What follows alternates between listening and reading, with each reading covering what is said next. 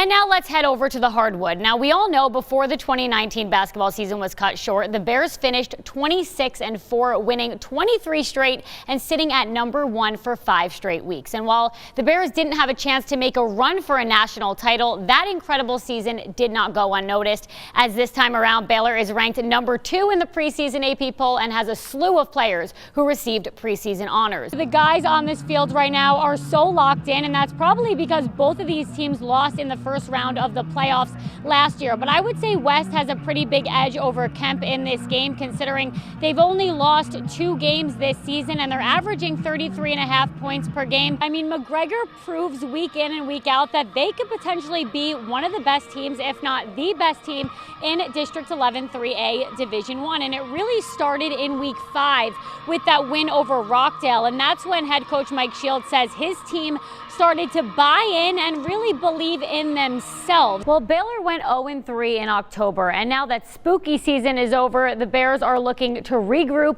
and turn things around in November. Today, 1-3 Baylor traveled to #17 ranked Iowa State without John Lovett, who suffered an injury versus TCU, but with a slew of offensive and defensive weapons looking to put an end to their 3-game losing streak. The storyline for Baylor this season is the seniors. Quarterback Charlie Brewer ranks 3rd in Baylor history for passing and is just one of 2 returning FBS quarterbacks that passed for 20-plus touchdowns and rushed for another 10 in 2019. They held them to 2 touchdowns. Those were in the first half.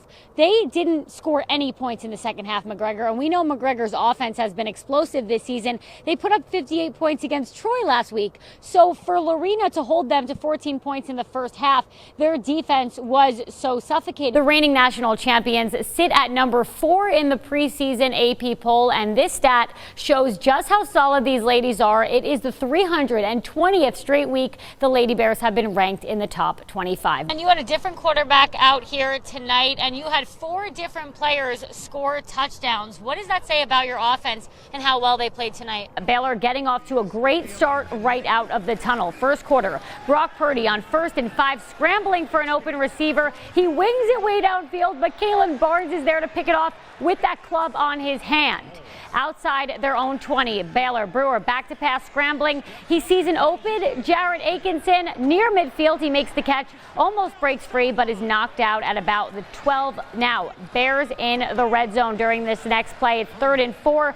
Brewer drills it right down the middle to RJ Sneed, and the Bears strike first, 7-0. Now, mid-second, Purdy's pass is picked off by Jalen Petrie, who will scoop and score a pick 6 for the Bears. 30-yarder puts them up 21-7 at the half. Now, mid-third, this is where it starts to get dicey. The Cyclones in the red zone. Purdy hands it off to Brees Hall, 25 yards to the house, ties the game at 24. Now, beginning of the 4th down, Bears, they try to punt. The punt is blocked and recovered by the Cyclones, who have the ball inside the Baylor 15. Now, 3rd and 5, Purdy drills it to Brees Hall, his 3rd of the day. Iowa up 38-4. Baylor has some life left in them. Charlie Brewer passes to RJ Sneed, a great call, but that didn't matter because this next play, Brewer looking for Sneed, he throws it right into the hands of Mike Rose, and that is the game.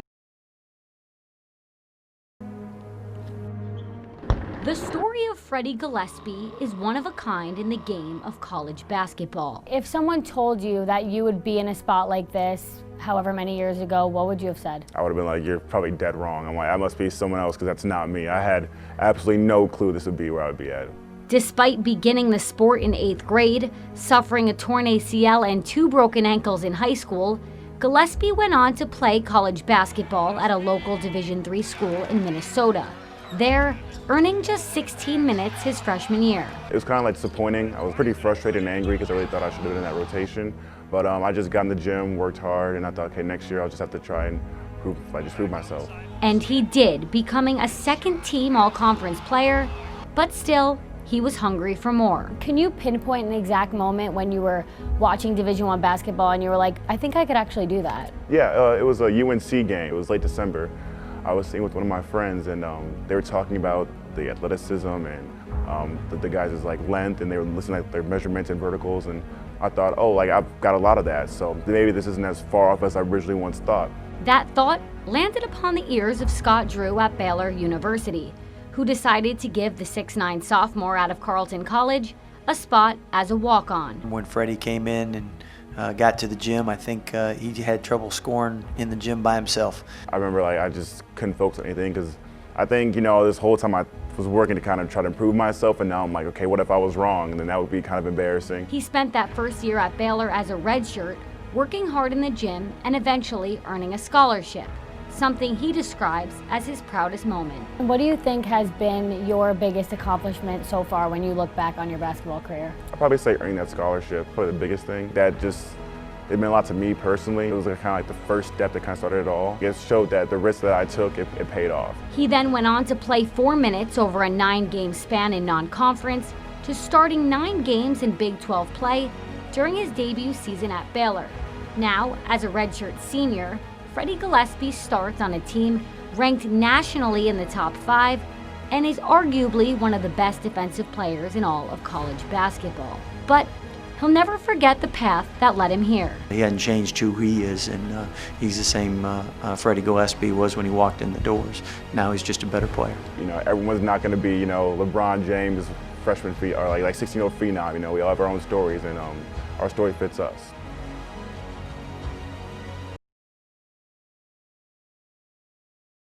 Well, it's exciting. Netflix has all eyes on Central Texas after a docu-series was released last week shining light on the best cheer program in the country. The show follows the Navarro College cheer team on their journey to nationals. I binge watched the whole season last weekend. I was so excited.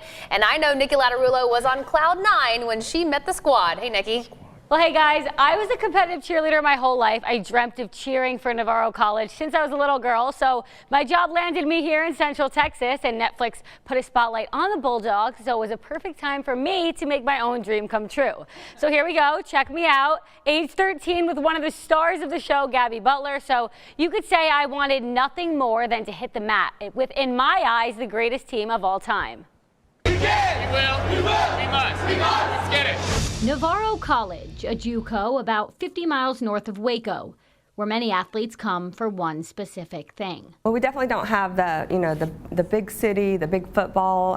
People come here for the competitive cheer program. And for 2 minutes and 15 seconds on the mat at Daytona Nationals, their one chance to make it all worth it. Once you get here, you just don't want to leave. Over the last 25 years, Monica Aldama has built a cheer dynasty, winning more rings than she has fingers, and attracting the best of the best to Central Texas. Obviously, I've heard so many stories about Monica, and I just really wanted to be coached by her. Some, like me, have been following this program since they were kids. I will watch Navarro on TV. They'll always be winning, and they'll be getting grand, and I'll be like, who is this getting grand? And it's Navarro College.